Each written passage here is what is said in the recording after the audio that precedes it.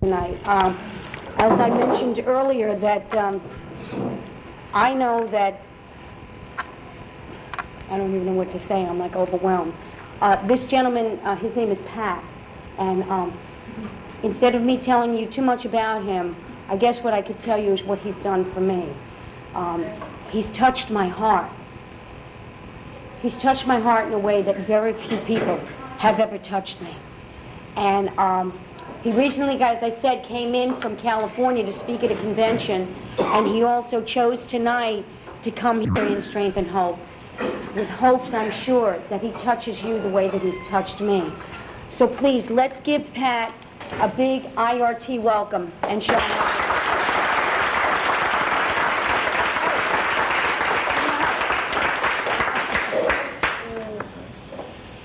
My name is Pat. Tonight. As I mentioned earlier, that I know that I don't even know what to say. I'm like overwhelmed. This gentleman, his name is Pat, and instead of me telling you too much about him, I guess what I could tell you is what he's done for me. He's touched my heart. He's touched my heart in a way that very few people have ever touched me. And he recently, as I said, came in from California to speak at a convention, and he also chose tonight to come here before he goes back to Los Angeles to share his experience, strength, and hope, with hopes, I'm sure, that he touches you the way that he's touched me. So please, let's give Pat a big IRT welcome and show him up.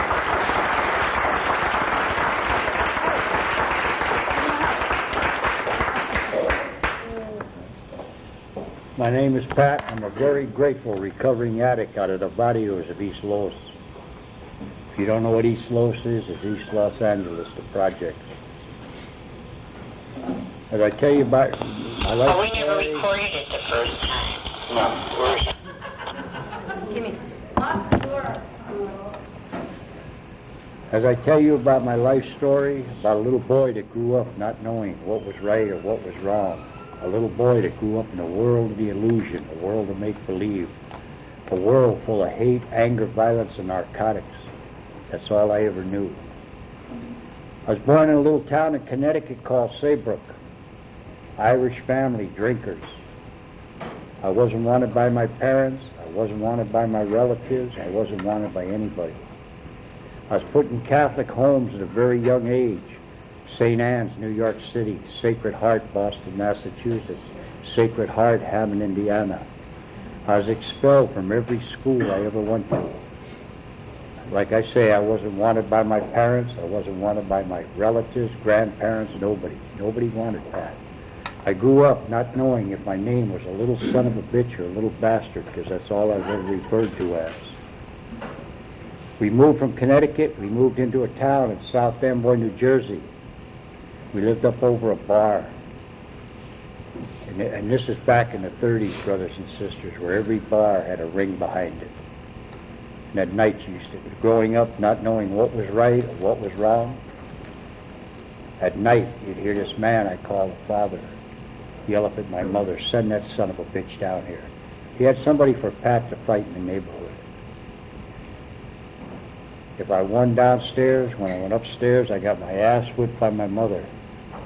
If I lost downstairs, this man I called my father used to knock a 5, 6, 7-year-old boy unconscious, put me out for the count. And this is the way Pat grew up. I was in a Catholic home in Hammond, Indiana, when my family moved to the West Coast. They stopped and they picked me up. We resided in the barrios of East Los. See, I'm a white man that's sitting up here talking to you people, but inside I'm a Chicano. I was raised with Chicanos. I run with Chicanos. Chicanos are my people. The Mexican culture is deeply embedded in this old man. At the age of 9, 3 of us took a stolen car across the state line. It's called a Dirac. The feds would not prosecute us. The state of California prosecuted us. The other 2 got straight probation. This man I called my father stood up in the courtroom and said, "Lock that son of a bitch up." I went to Whittier Reform School on a 6-month progress. 2.5 years later, Pat caught a chain out of Whittier to Preston School of Industry, Ione, California. Prison had already became Pat's home. It became his circle of comfort. It was the only life I ever knew. The only life. I started using heroin in Preston at the age of 12, and I never turned back, brothers and sisters. I've never turned back. I came out of Preston. I picked up a murder and a gang fight in Bellflower, California, where I have to speak Friday night in California. They dropped it to a manslaughter. I was sentenced to California Youth Authority. And like I say, when I was back east, I was a tough little white boy out of the Boweries. I could fight. At a very young age, I could jab, hook off a jab, triple hooks. It made no difference. I could fight. I was tough. Lancaster, 17 of us caught a chain to San Quentin. See, Pat's hands carried him through prison. Pat had everything he wanted in prison. I had the recognition for all the hate and anger and all the bullshit I carried inside of me. It was accepted in prison. I was accepted in prison. 17 of us caught a chain to San Quentin. I was a youngster. I held 3 titles in San Quentin, a light, a welter, and a middleweight titles for over 5 years. See, prison, I was totally institutionalized at a very young age. Prison had become my home. The 4x11 cells was my security, the gun towers, the walls. I've done 32 months on death row, brothers and sisters. I was 45 minutes from getting gas.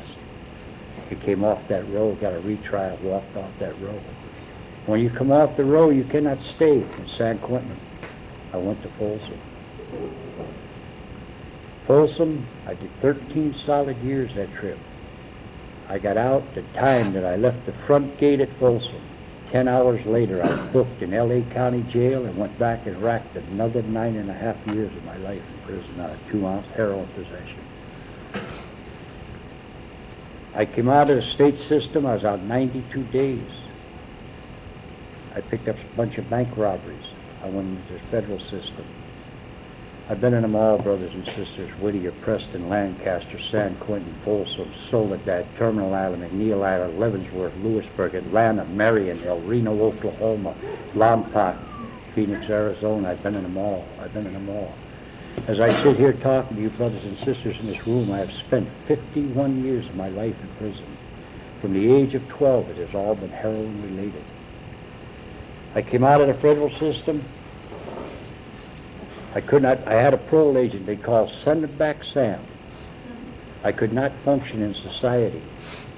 The man told me, you know what, I'm going to put you in a halfway house, old man. He says, you cannot function out here. He put me in a halfway house in Long Beach, California. I went in there, I had 300 spoons of China White. Needless to say, every one in the halfway house came up with dirties. We had to go on the run one more time. I got cracked in East Los by the SSU, that's State Security Unit for prison gang members. I went to Terminal Island, and that's where you hear the word grateful and the grace of God.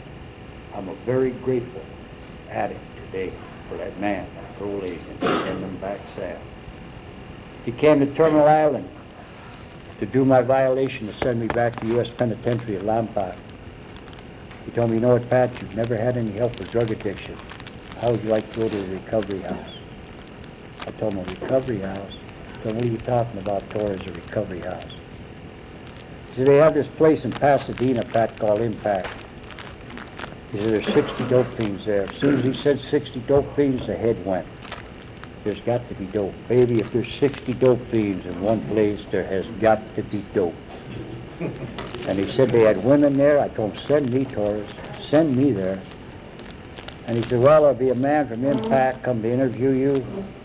And I told him, you know, Torres, hold it right there, mister. Hold it right there. I said, sometime in the 60s, Torres, they transferred me from Folsom to a place down here called CRC.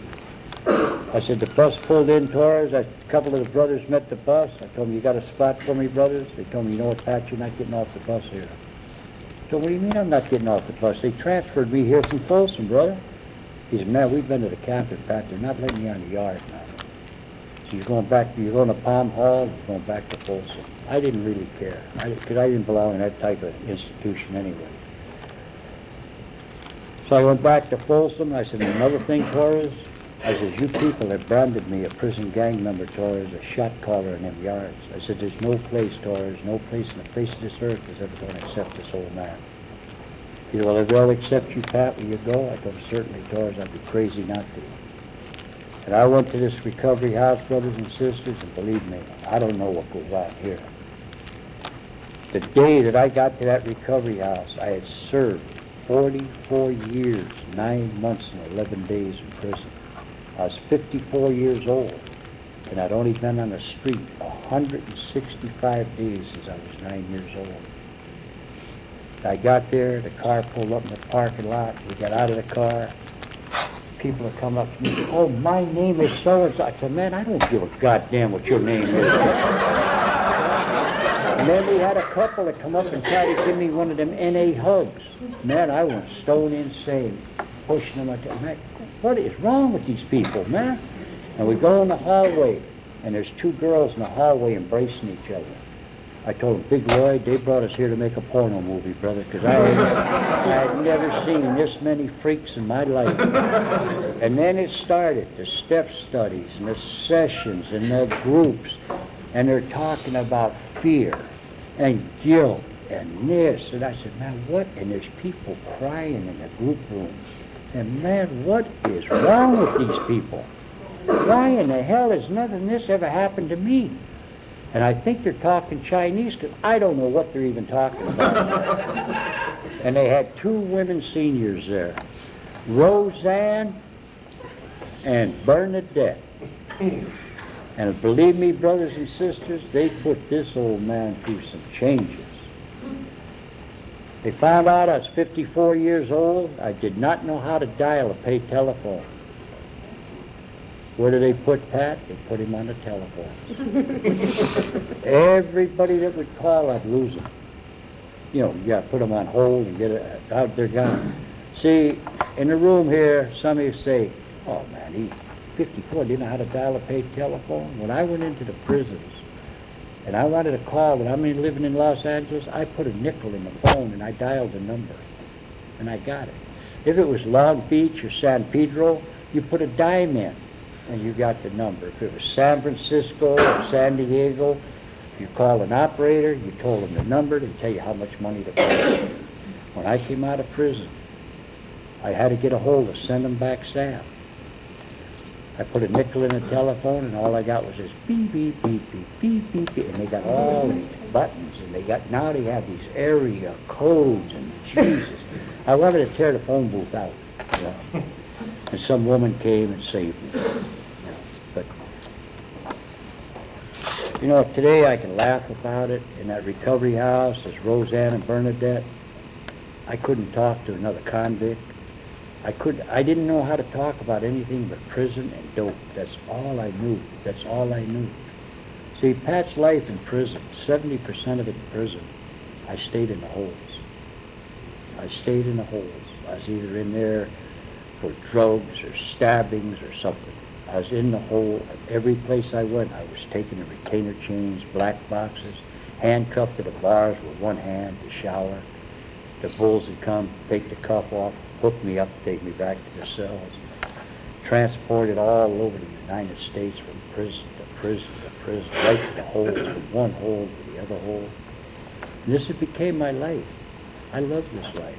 And this recovery house, it was against everything Pat. Everything I thought was wrong, was right, was wrong to these people in recovery.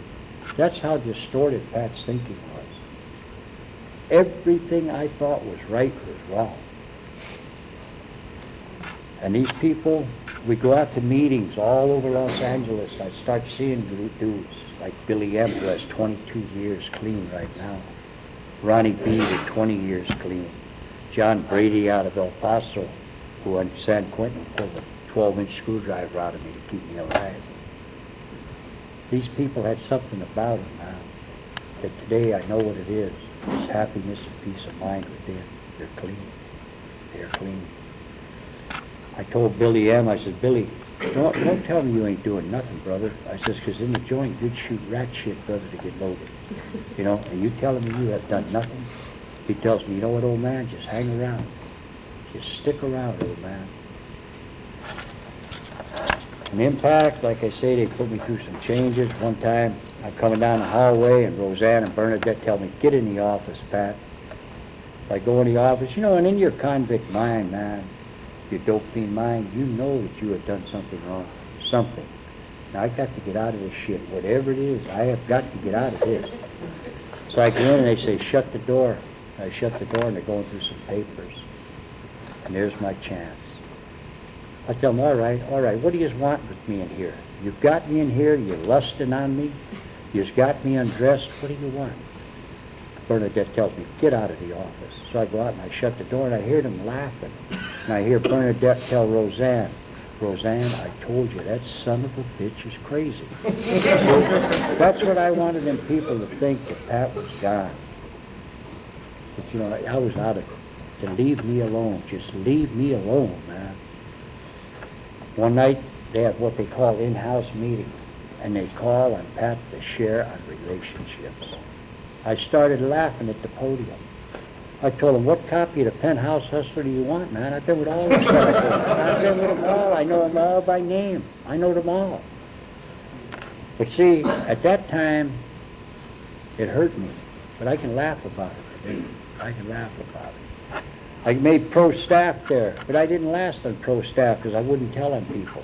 See, our convict coders are better than me.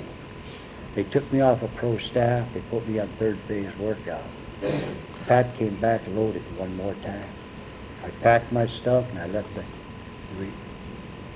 the residential treatment. I split. About 2 weeks later, I get cracked by the SSU one more time. I go back to Lompoc, back to the hole. I came back out, strung out again from the hole. But see, the rooms, Narcotics Anonymous, Impact, that treatment center, the Brotherhood, the Fellowship, had planted a seed up here. I knew there's another way to go besides prison and drugs. Now, sitting on the corner of Hubbard in Indiana, looking at the First Interstate Bank, which is now Wells Fargo. I'm going to rob that bank, brothers. I'm going to rob it. I reached up and I dialed a paid telephone. I called a man that still works at this recovery house named Don. I told him, I'm in trouble, brother. He said, where you at? He did not question me. The man did not question me. Came and got me. They couldn't bring me into the recovery house at that time because I was hooked too bad. So Don says, well, I'm going to take you to my house and you can kick while they're getting a space for you in Impact. So I went there, and that's when Pat really got introduced to the program of Narcotics Anonymous. This man, Billy M., I talk about, has 22 years clean today. Come and got me, he says, take a ride with me, old man. I took a ride with him. We went into Eagle Rock, California, and he introduced me to a gutter hype out of East Los named Pepe that died on this program with 26 years and 2 months clean. I sat and I talked to Pepe for about 3 hours. I told Pepe, I'm going back in Impact, will you sponsor me? He told me, old man, the first time I ever seen you walk into a Narcotics Anonymous meeting, it was like God said, Pepe, there's one for you. He said, but you never asked till right now, old man. He says, do you want to learn to live life on life's terms? Stay clean and don't have to worry about going back to prison? I told him, yes, Pepe. He says, I'll sponsor you. So I went back into Impact. Pepe sponsored me. He'd pick me up twice a week, brothers, and he'd take me out. He'd pick my brain, he'd pick my heart, he'd pick my soul. Pepe is one of the only men on this face of this earth who's ever seen this old man cry. Pepe became my father, his wife my mother, and his sons my brothers. This went on. I stayed in Impact 60 days. I went off on a staff member. And I was going to leave right then, and another staff member tells me, you know what, Pat? You got a sponsor pass with Pepe tonight. Take that sponsor pass, old man. And if you still want to leave when you come back, you can leave. See, that staff member knew what he was doing. He knew what he was doing. I took that sponsor pass, and when Pepe picked me up, I'm out of it, man. I'm stone out of it. He just lets me rattle on and rumble, whatever I was doing. We went to a little meeting in Pacoima on a Wednesday night. And on the way home, Pepe started talking. He told me, you know what, old man, you're going back in the Impact. He said, you're going to go to any lengths to stay there, old man. He says, you're going to do anything asked of you to stay at Impact. He said, when it's time for you to leave, God will let you know, old man, when it's time. This is about 2.5 weeks later. I'm early in the morning. I'm going to breakfast, and the same staff member's coming the other way. And he stopped and he looked at me. He told me, today's the day, old man. Huh? I told him, what are you talking about, Fred? He says, man, it's written all over you. You want me to call Pepe? I told him, yeah, you call Pepe. So Pepe came and got me. He said, where you going? I told him, drop me off on Dittman and Whittier, Pepe. I'll take it from there. He said, no, the little trailer alongside of my house. He said, we have it cleaned out. I already talked to my wife and kids. You're coming to live with us, old man. And I went there and I did 5 inventories with Pepe. The first inventory, he wanted to know about the 32 months on death row. He wanted to know what was going through Pat's mind 45 minutes before he's going to walk in that gas chamber and it was over. He wanted to know the exact natures of those wrongs. I'd write some nights till I fell asleep. This went on for days. I'd come out and I'd read it to him. Some days he'd tell me he'd accept it. Some days he'd tell me, no good, old man. You got to dig deeper. And from that he went into my childhood. He knew I didn't have a childhood.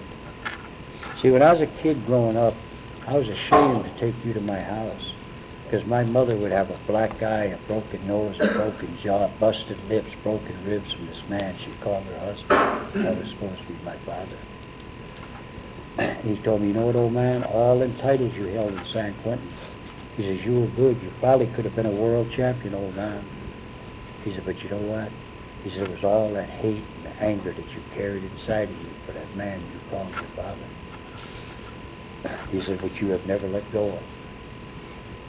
We went into my character defects. We went into my childhood.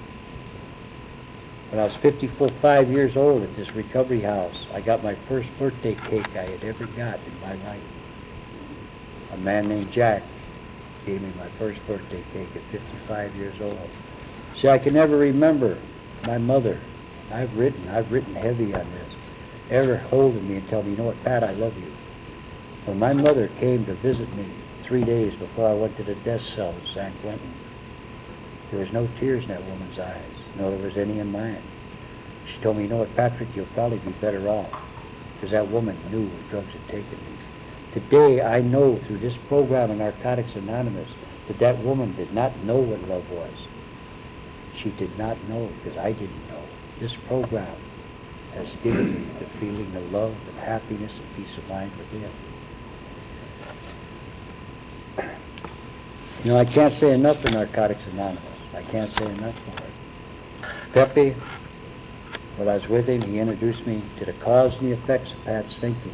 He introduced me to the 2 thought systems, this universe, God and the ego, or love and fear.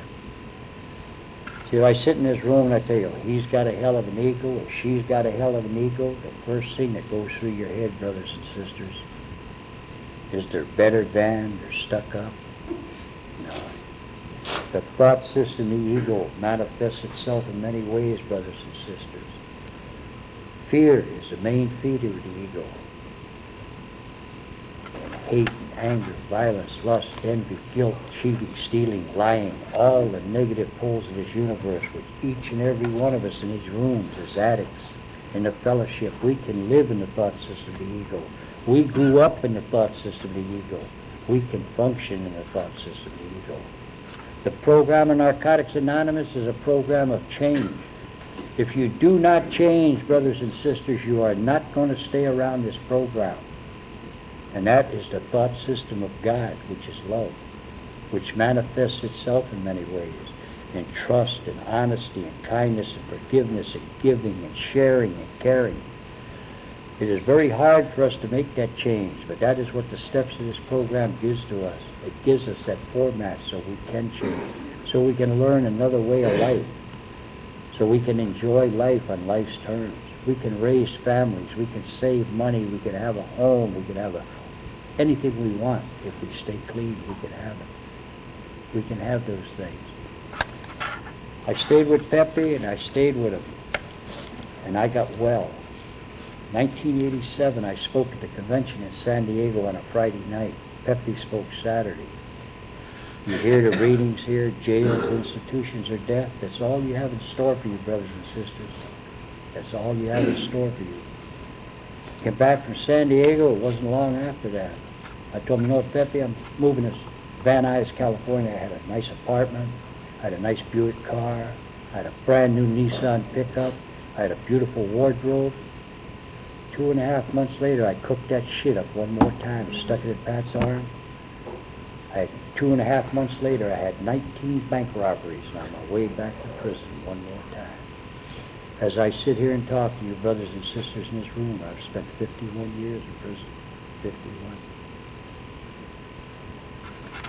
I hit the MDC in Los Angeles on December the 15th, 1988. Strung out like a dog. They had to feed me through my veins for 9 days to keep me alive. The brothers used to come to the cell and have to help me to the common area. I could no longer walk. But see, this didn't stop me. I started getting visits. And when Pat gets visits, Pat's getting drugs. I used to get 1 gram, 2 grams, 3 grams, 5 grams, 6 grams every time I got a visit. I got a run going in the MDC. I got busted on a dirty urinalysis. And I went to the hole. See, when people like Pat go to the hole, they don't open up the door and just throw you in with anybody. You have to go in with one of your brothers. I went in with a brother out of Rancho San Pedro named Chapulín. Every visit we're hitting. Every visit we're hitting. We're strung out like dogs in the hole. It was August the 17th. At this time, I'm looking at 120 years in the Career Criminal Act. I could care less. I could care less what they did with me. I went on a visit. I got 5 grams, 5 multicolored balloons. Came back to the cell. Me and Chapulín fixed. He went on a visit. When he was gone on a visit, brothers and sisters, that's when a moment of clarity came to this old man. I was looking out the shotgun window of the city of Los Angeles, and my life was like on a tape and a video going over and over and over. I started shaking. I started crying in the cell. I pulled the 5 grams out of my pocket and said, you know what, Pat, this has been the story of your life, brother. This has been the story of your life. The teachings of Pepe, the steps of this program, the teachings of impact, the fellowship, and all going like a tape. Chapulín walked back in the cell. I handed him the 5 grams and told him, ya estuvo, Chapulín. See, Alpha, brother, it's over. It's over. The next morning, August the 18th, 1989, told me, how much you want in the spoon, old man? I told him, I don't want any of it, Chapulín. It's over, brother. I'm through. I have 9 years, 21 days clean today.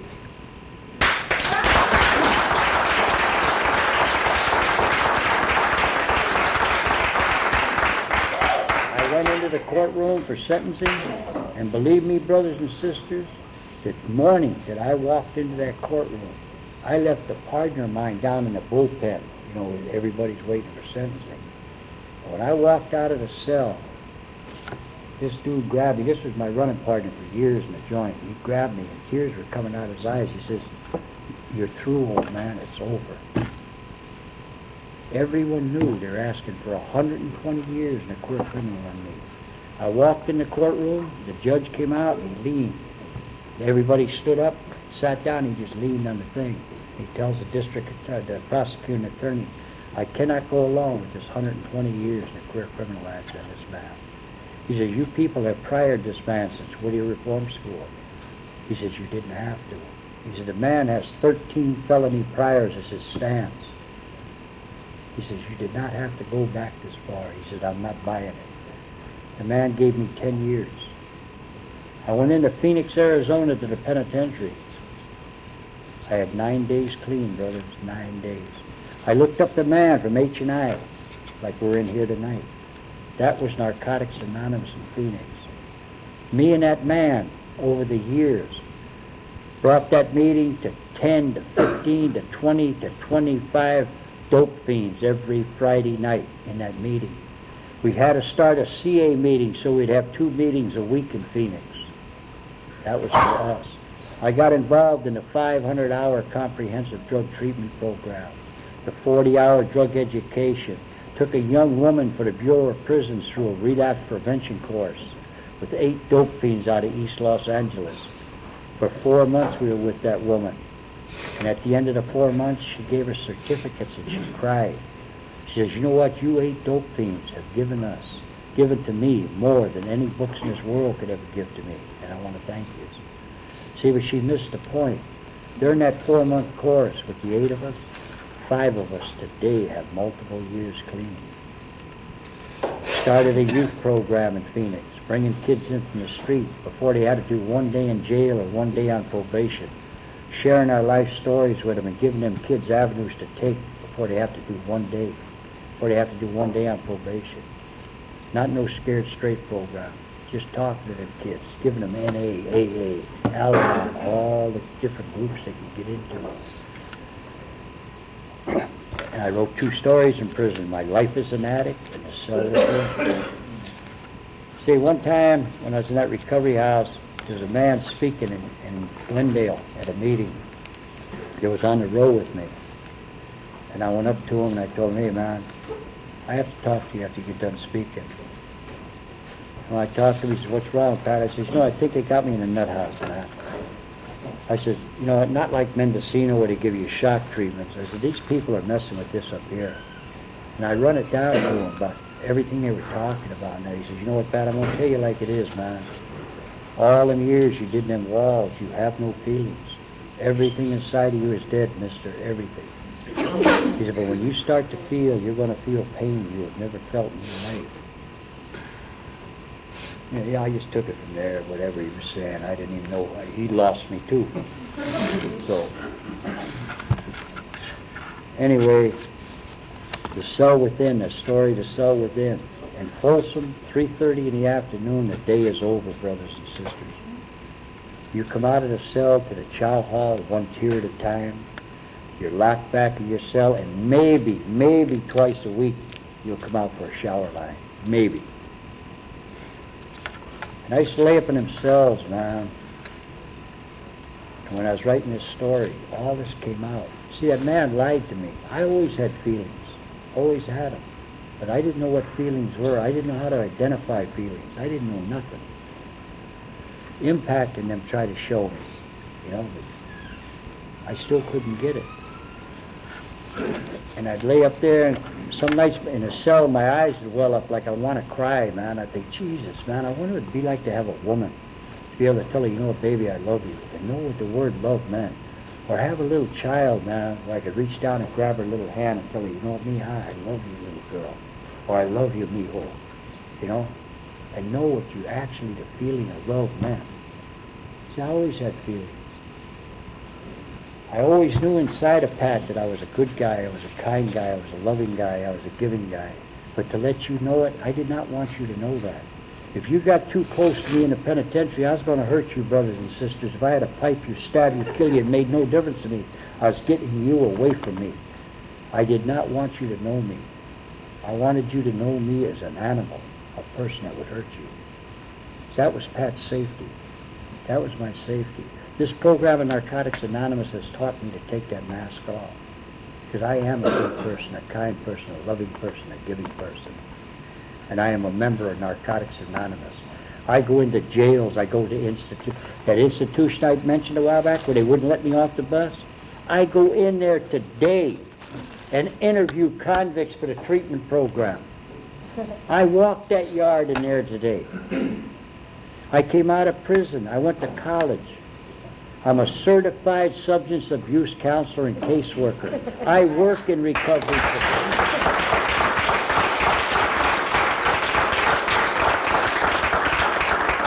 I work in a Hispanic recovery home in East Los Angeles. They are my people. I was working in North Hollywood for the mama house. The dude from Socorro comes and tells me, old man, first chance we get an opening, you're coming home, brother. You're coming to work with your people. And I work in this recovery house. And they put me through the serenity prayer 100 times a day, brothers and sisters. But I love a dope fiend. I love to see them come in now with snot running out of their nose and shaking and chilling. I tell them, hang in there, brother. It gets better. It gets better, you know. And you see them after a couple of weeks, they've gained a few pounds, man, you know.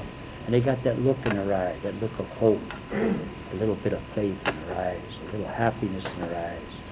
See, I never knew what that was. This program has given it to me.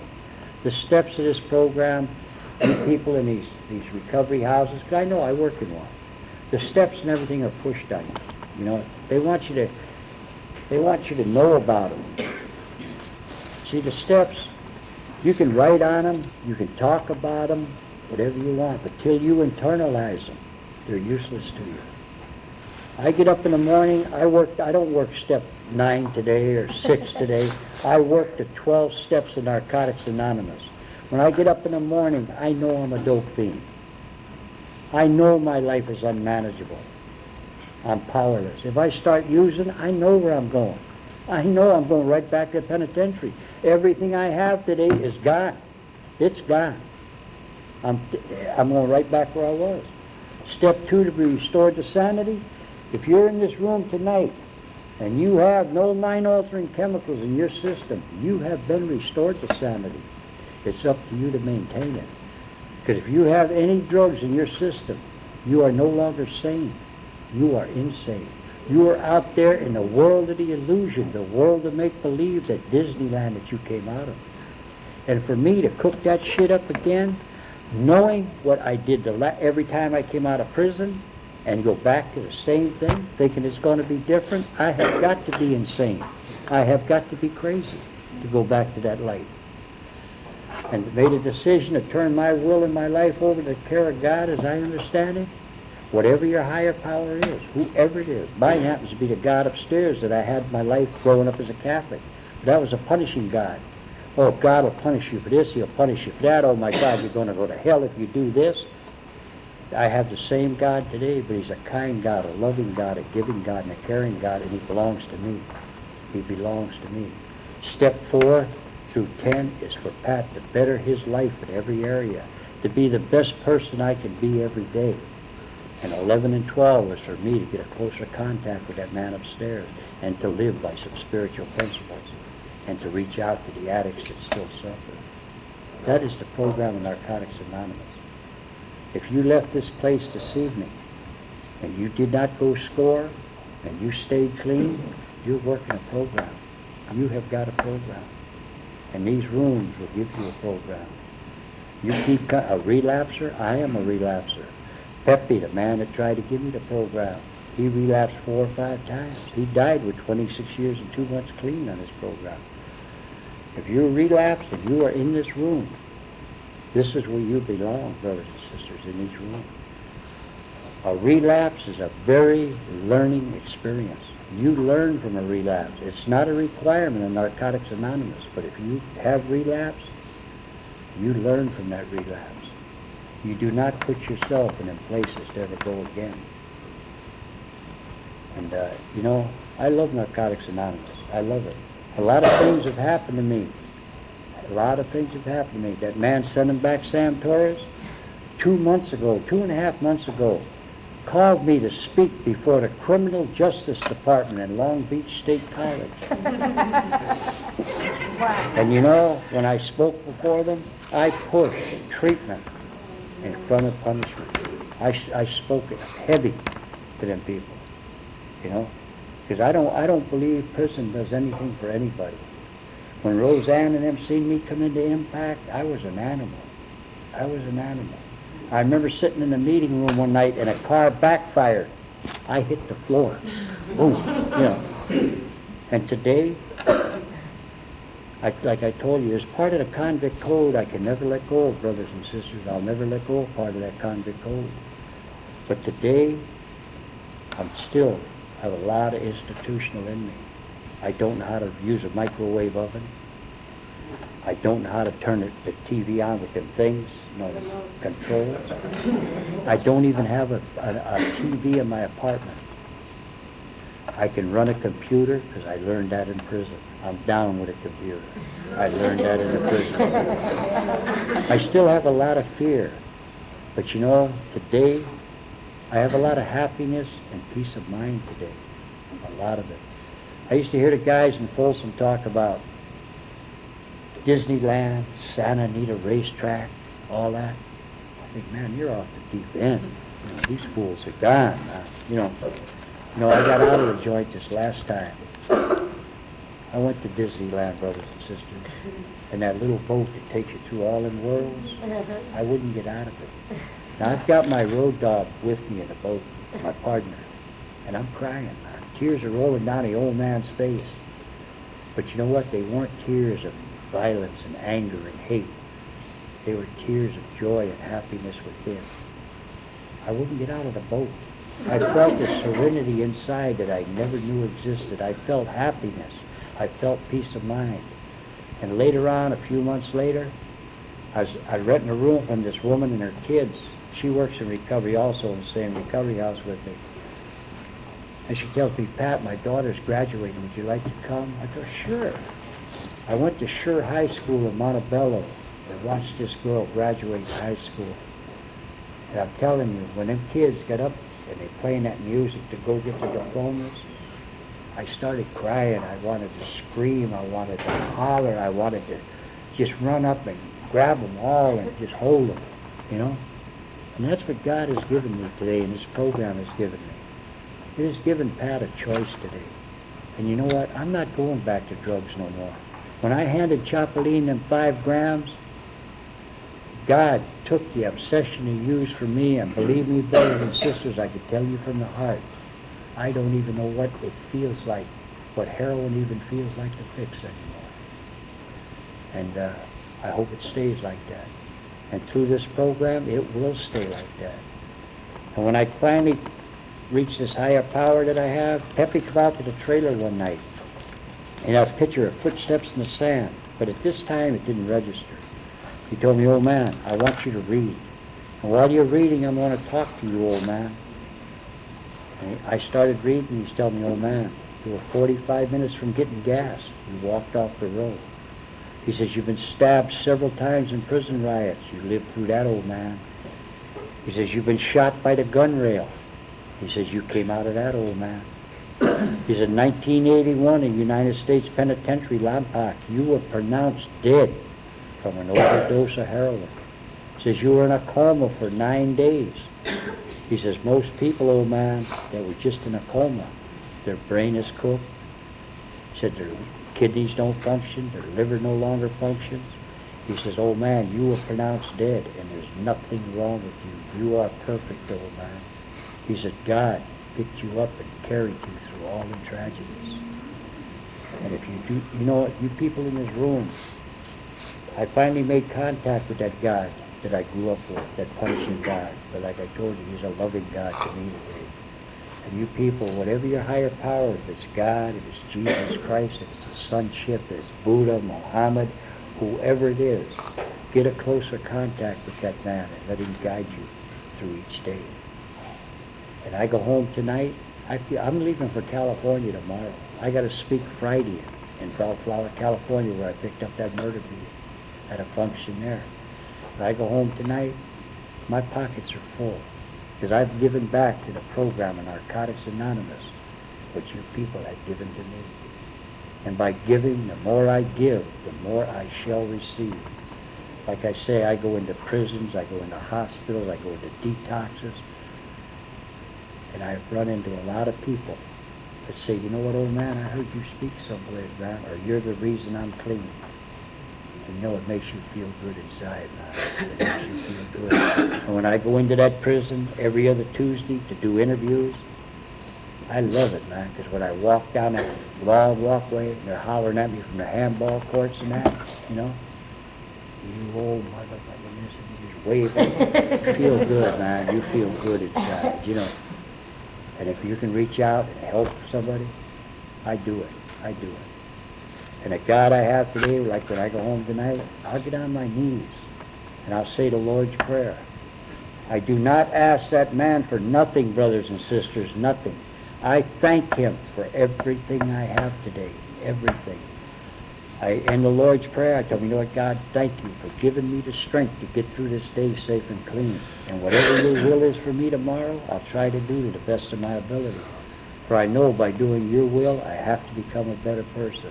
And with this, brothers and sisters, I'll close. The road to recovery, it's not an easy road. But you know what? Together we can do it. Thank you for that.